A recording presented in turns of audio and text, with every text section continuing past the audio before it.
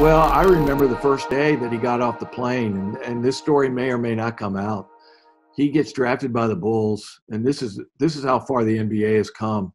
Now there's bands waiting for him as they step off the plane, or they're flying private. He gets off a commercial airline and walks into the waiting area, and there's nobody there from the Bulls to meet him. No one. And they're expecting him to get downtown or to the offices on his own. And a guy by the name of George Kohler was there to pick up somebody else, and he had a sign up for somebody else, and he recognized Michael Jordan, and he goes, "Do you need a ride? My guy that I'm supposed to be waiting for didn't show." And Michael goes, "Yeah, I need a ride downtown." And so and they've been together ever since. He's been Michael's confidant. He's been one of his best friends. He's been his chauffeur. He's been his bodyguard. And George has been with him from day one, and that's how that got started. I met Michael, I believe it was Doug Collins' second year as coach. It was 3-year tenure with the Bulls, and I helped them part-time during training camp. So basically, that's when you just had a skeleton makeshift crew. You had 2 or 3 coaches. So I kind of took notes during training camp about their drills, kept stats, and then I would rebound for the players afterwards. And that's where I got to really become friends with Michael. I was his rebounder and passer before and after practices. And then I'll never forget this. He was renegotiating at the end of his rookie contract, and I'm reading him the story. He goes, "Read me this story." I said, "Michael, they're talking about you in the Tribune." I said, "Are you about ready to sign your contract?" He goes, "No, but read it to me." So, I'll never forget those days on the training table. Okay, well, I remember, after I went to Doug's press conference, I still haven't really totally resigned my job as a Raptor, but he was getting ready to be named the coach of the Wizards, and it happened very quickly afterwards.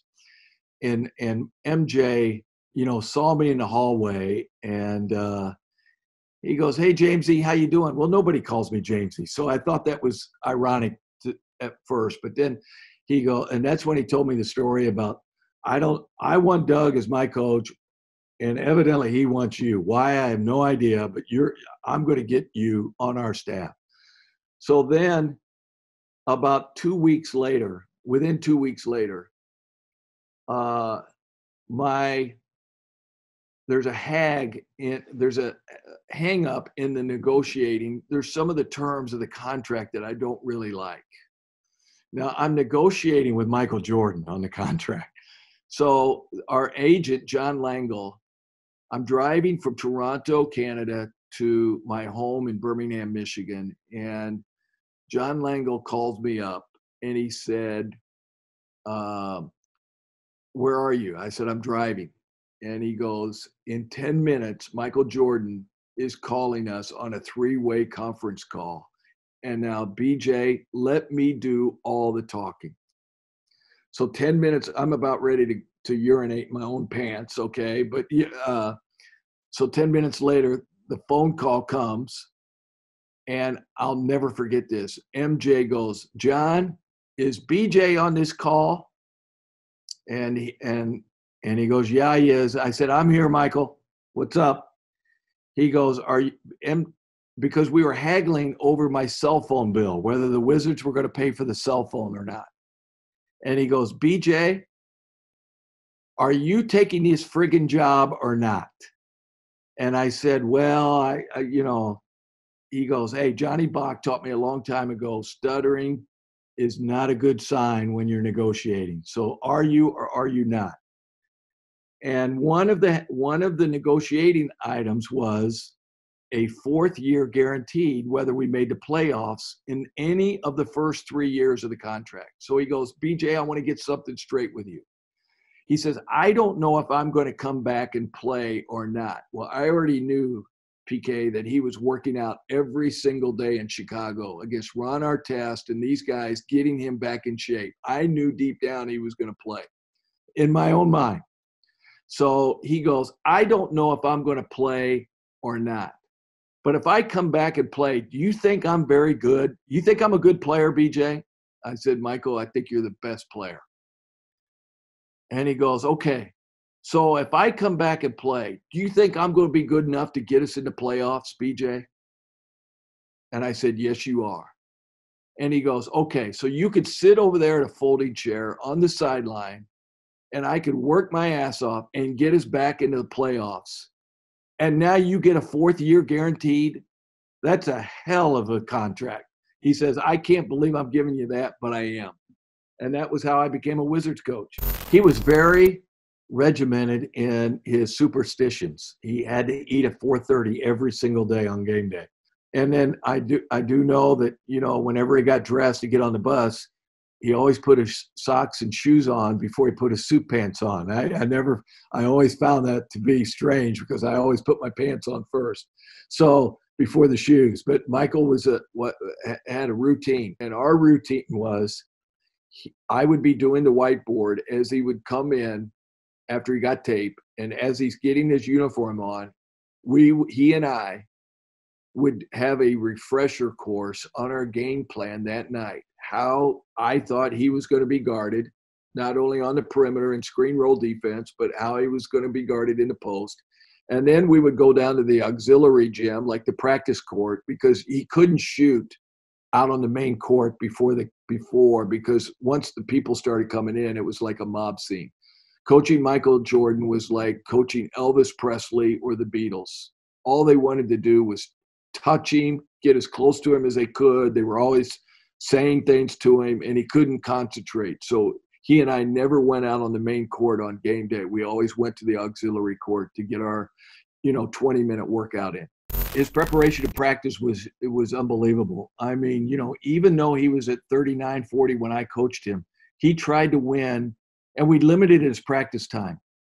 I mean, sometimes he'd go for an hour really hard. Sometimes he'd go the whole practice. But sometimes Doug would tell him, Michael, you're only going 30 minutes today. Give me 30 hard minutes, and then you go over and do your stretching or warm down or get some shots up. So, but during that time where it was 30 minutes or 2 hours, he tried to win every shooting drill. He tried to win every scrimmage. He would try to win every sprint. And sometimes if he didn't win, we had to do it again. If his team didn't win the game, we had to play again. And so I remember that.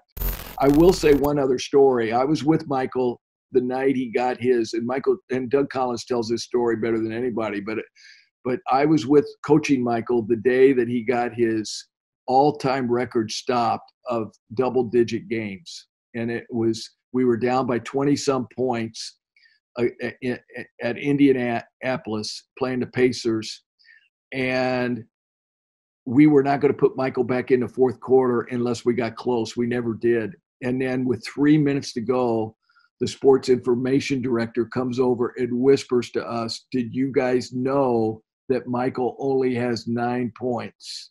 And he's about ready to have this streak of double-digit games snapped. Well, do you put Michael Jordan back in the game or do you not? And now, so we elected not to, but that's how that story is actual truth. And then after the game, Michael and Doug, Michael said the right things in that the record didn't mean that much to him, even though I know it did. But he got on the bus and moved Doug Collins over, and he goes, do you believe I could still play? Do you believe I could still play? And Michael, yes. He goes, that's the reason I'm here, MJ, because I believe in you. And he goes, well then don't ever do that again. And throw me the ball, run the offense through me. I'm still a damn good player. And the next morning at 7 a.m., because they lived in the same building, Mrs. Collins goes down and sees Michael in a lathered sweat at 7 a.m. And we got a game one day later, and he gets over 50 points in that next game. And he as he comes out of the game says, I told you I could still play. And never doubt Michael Jordan. I saw Michael Jordan playing for us as a Wizard where everybody didn't think he could play. He was still our best player at age 39. And he won 3 games for us with last-second shots. I saw him play his last game ever against the Bulls when we were in Washington, and he turned the ball over. And if you guys YouTube this, it's quite a scene. where Ron Mercer was driving down to make maybe the game go ahead basket in the final minute, and Michael pinned the ball up against the board, chasing down his own turnover. And then I remember his last game ever in the United Center as a member of the Wizards, when everybody knew that this was the last time they would ever see him in uniform. And I was standing right next to him, and they gave him about a 5-minute standing ovation, and it would have lasted a half an hour if the uh, the public address announcer had let it gone on. But it sent chills up my spine. But I got to live Michael as a player with the Bulls, as a coach against him with the Bulls, and then getting to coach him. So I'm so thankful for all those experiences.